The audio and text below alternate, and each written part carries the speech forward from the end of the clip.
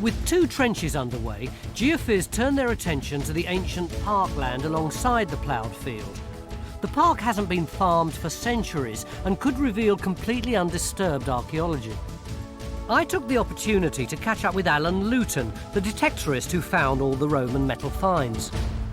So 8 years ago, you were walking along this field with your metal detector, and then what happened?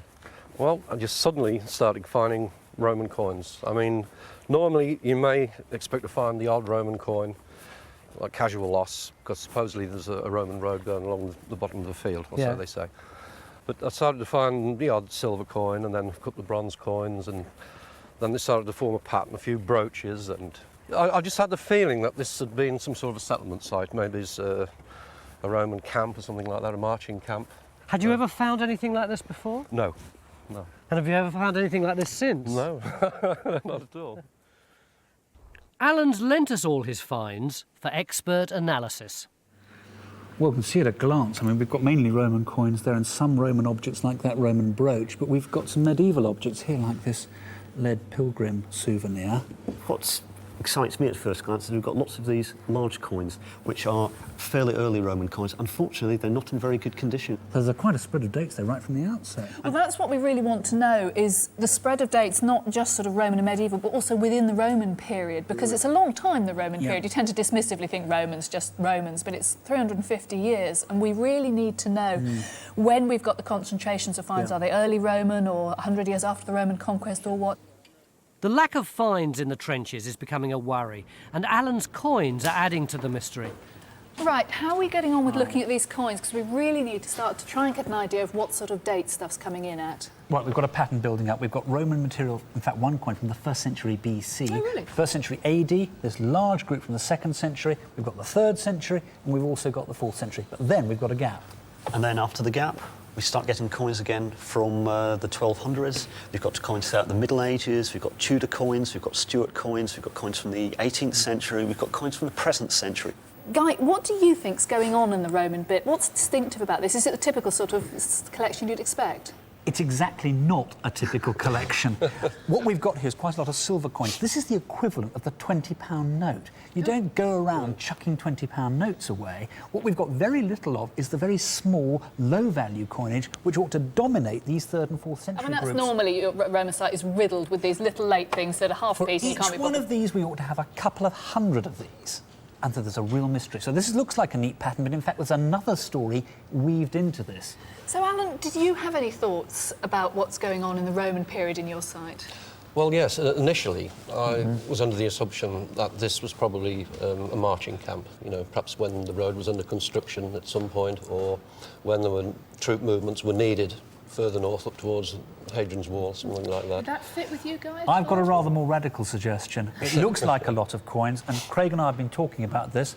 All these, we think, probably come from a single collection. A hoard? A hoard. It's a one-site thing, and these may be the same. Alan, does that fit with how you found them? Were all these silver coins from sort of within 6 feet of each other? No, they weren't, no. They were scattered over an area about 80 metres, so quite a large area anyway, of the site. That's not necessarily incompatible with a hoard, because if the hoard pot that it would have been buried in was broken up through ploughing, you would expect them distributed over an area. But we shouldn't have this number of silver coins. If that was a hoard, would that then feel very much more typical? No, because even that is unusual. This lot might be a bronze hoard, and we've got some very late silver coins here. These are extremely rare, and these, I understand, Alan, were found very close to one another. Yes, they were, Right. in another part of the site. Yeah. So, in other words, we're looking at 3 possible coin hoards on this site. So, we've really got 2 very different theories at the moment. Either it might have been a military marching camp and we might find some military stuff. On the other hand, it might be a site that people come back to at major intervals to bury hoards. So we've got a real mystery going on here. So why have we got this great hoard of silver coins? I don't know, it doesn't make any sense, because they're high-status objects and we're looking at very, very ordinary, low-status settlement here. Yeah, but look at the geophysics now, Mick. We've expanded the survey area. We've got this big roadway going through there. Right. I think we're well back from the action here. Yeah, I mean, this is beginning to look more like some sort of village settlement, isn't it? I mean, these look like the crofts of the individual farms, in which case we are right at the back That's right. of the back ditch of one of them. But would this be high enough status to justify the find of all these coins? I don't think so. I think we're still looking at a sort of Roman rural settlement base. OK, they might be doing a bit of industrial activity, but it's still not, you know, not high status at all. It's intriguing, isn't it? We've got this real mismatch. On the one hand, we've got the high status coins. On the other hand, we've got what appears to be a pretty low status site. This mismatch has a huge implication for Alan, the detectorist who made all these finds. Confirmed as definite hoards, he's now going to have to declare everything to the coroner as possible treasure trove and risk losing half his finds. So is there a different law covering something that's a hoard as compared with something that isn't a hoard? Well, if it's a hoard, then it'll go to inquest, and then it'll be decided what they are or what the value is, and then if any interested parties, say a museum or whatever, are interested in purchasing certain rare pieces, if there are rare pieces there, then they will have an option to buy, which is great. Yeah.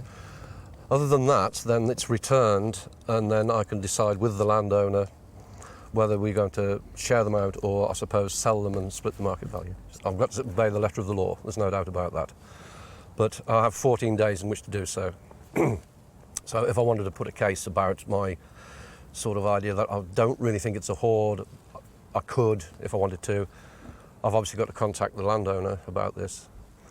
I'll probably have a few days to reflect, look at them and say, OK, been nice to know you, 10 years work, bye-bye.